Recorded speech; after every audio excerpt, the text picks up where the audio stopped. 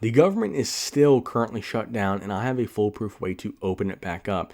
Look, first thing I want to point out before we get into the details of my proposed plan is I find it ridiculous when Democrats or Republicans blame each other for not coming to terms on an agreement. Look, it's an ongoing negotiation. The other side not agreeing to your terms, it's not their fault solely. I mean, it's not like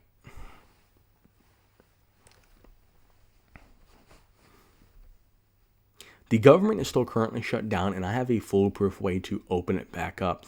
Look, first things first, before we get into the details of my proposed plan, I want to point out that Democrats blaming Republicans, Republicans blaming Democrats for the shutdown, it's just completely ludicrous. Look, it's an ongoing negotiation. Both sides have wants and needs, and obviously they have not found a deal that makes sense for both of them. You know, a lot of people feel like they need to win the deal. You kind of need the other person to win the deal.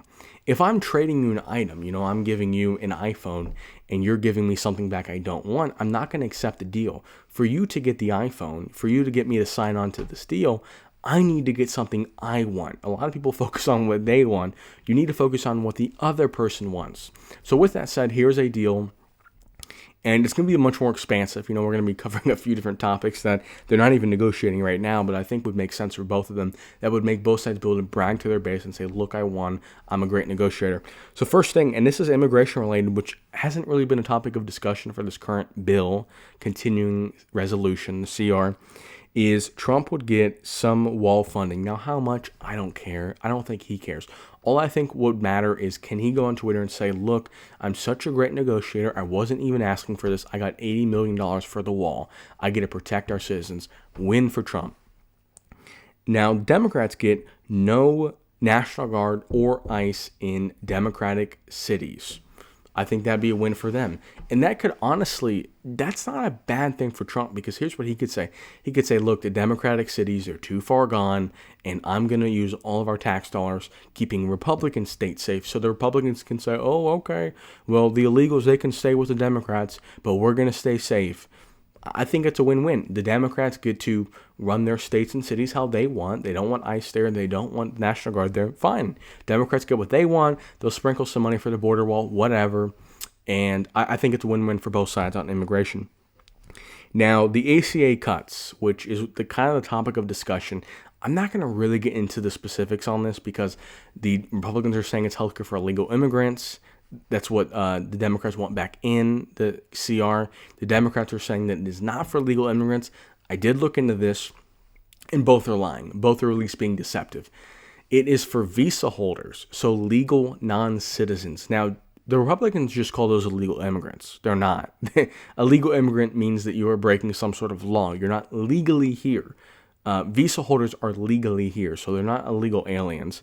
Democrats are saying they have legal residents. They're citizens. They're not really citizens either. They're in kind of that gray area. So whether or not their subsidies get cut, I don't really care personally. What I will say is, here's what they could do. If they're getting, hypothetically, we'll make the number small. Each non-citizen gets $100 of ACA subsidies per month. So if you're a visa holder, because you pay taxes, you get $100 in ACA subsidies to make your healthcare cheaper. Cut those in half. So that means that they still get some help.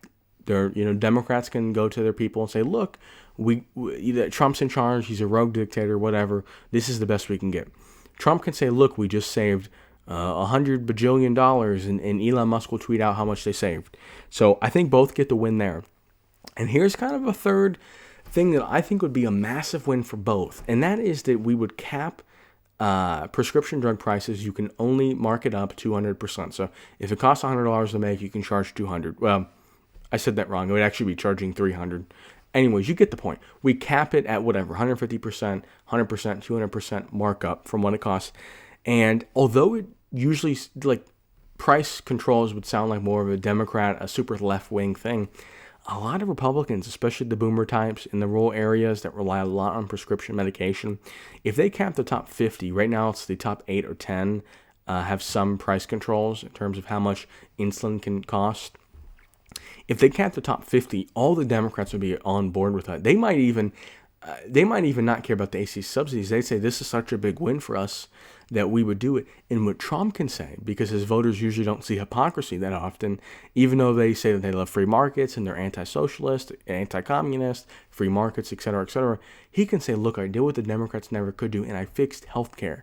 I'm saving people's lives. So both sides would win that, depending on who's messaging and who's messaging stronger. So I think that'd be I think it'd be an automatic win for both sides, and that's what you need. You can't just bulldoze. You can't just say we need to win and we need to make you look bad. It's like, why would I sign on to that?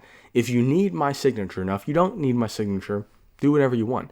But if you need my signature, then you need to make me look good, and vice versa. If I need you to write the continuing resolution with something that I want in it, I need to make you look good. So, duh.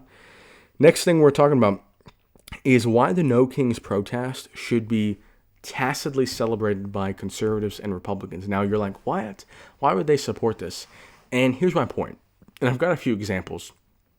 When peaceful protest and or peaceful expression on social medias are scoffed at or made fun of, people are sent death threats, but just negative energy is sent towards peaceful protesters.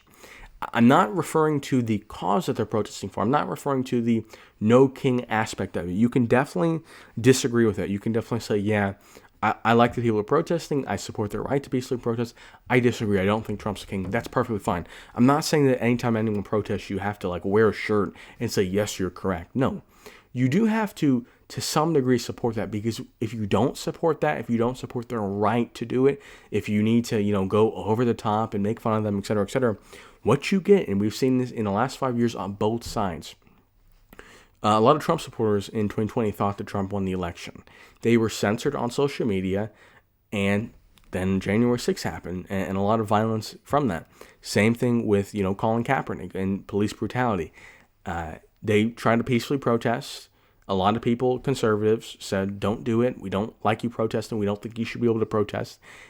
And then BLM riots happened. So when you scoff at peaceful protests, when you censor people, and I think it's all kind of in the same camp, because it's all some version or another of making it significantly harder or discouraging people from protesting or from expressing themselves. Now, I will acknowledge that the censorship is a little different because private companies can do whatever they want. I get that, but you get the point. I support people's right to peacefully protest and or to express themselves on social media.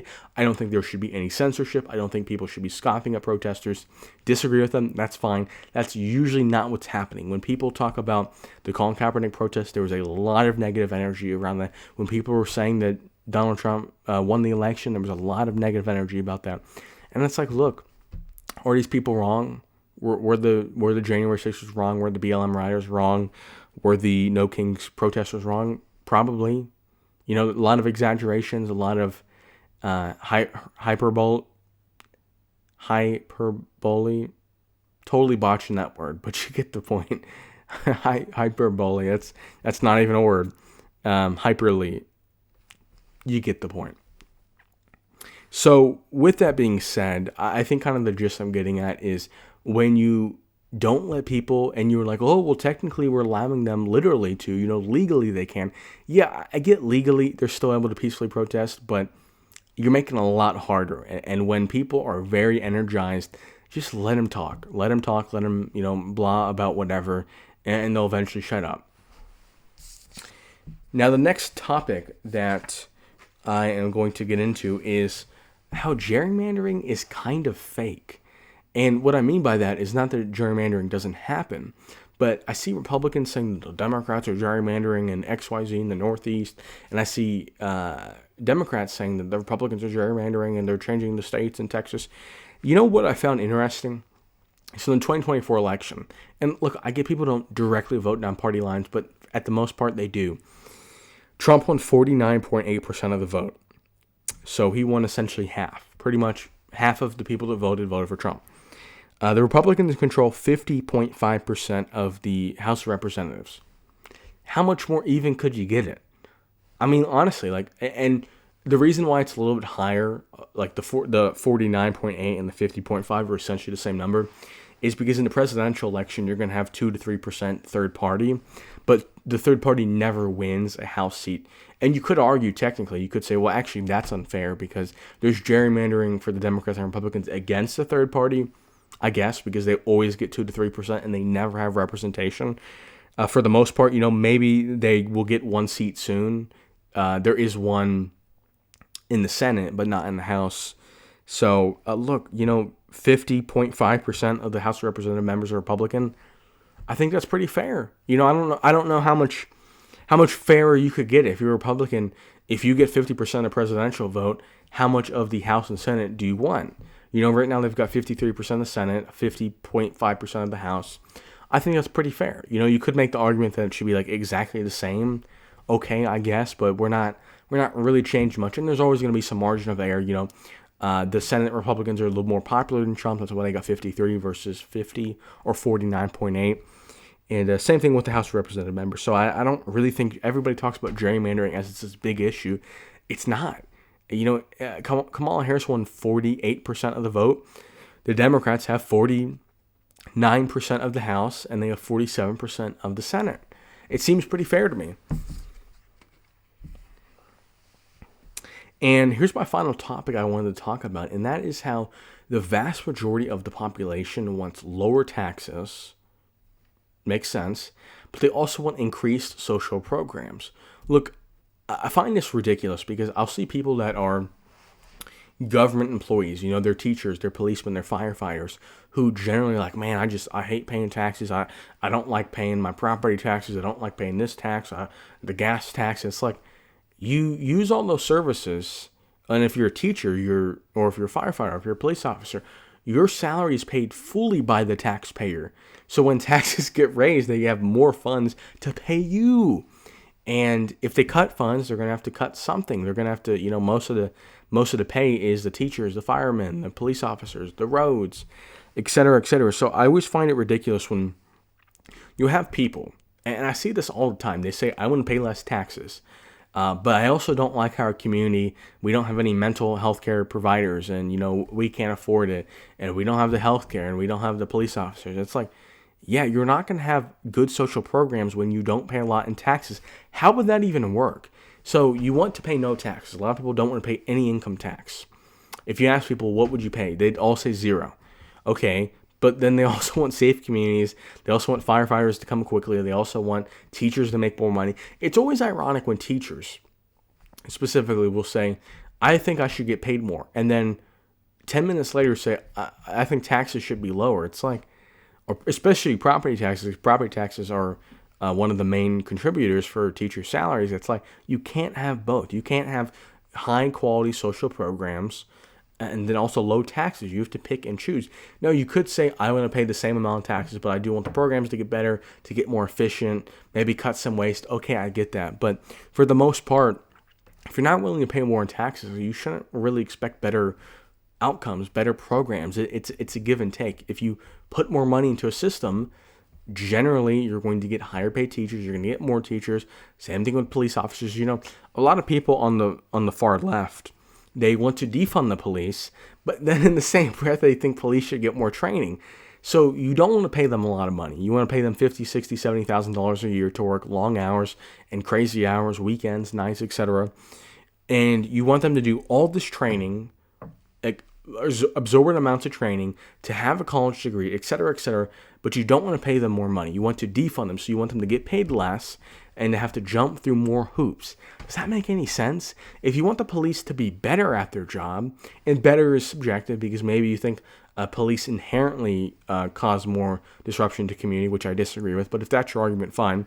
But if you think police, they just need more training, they just need higher quality police, then you would need to increase the salary. If police officers made double, you'd be able to pick from better people on average, and you'd have more dedicated workers.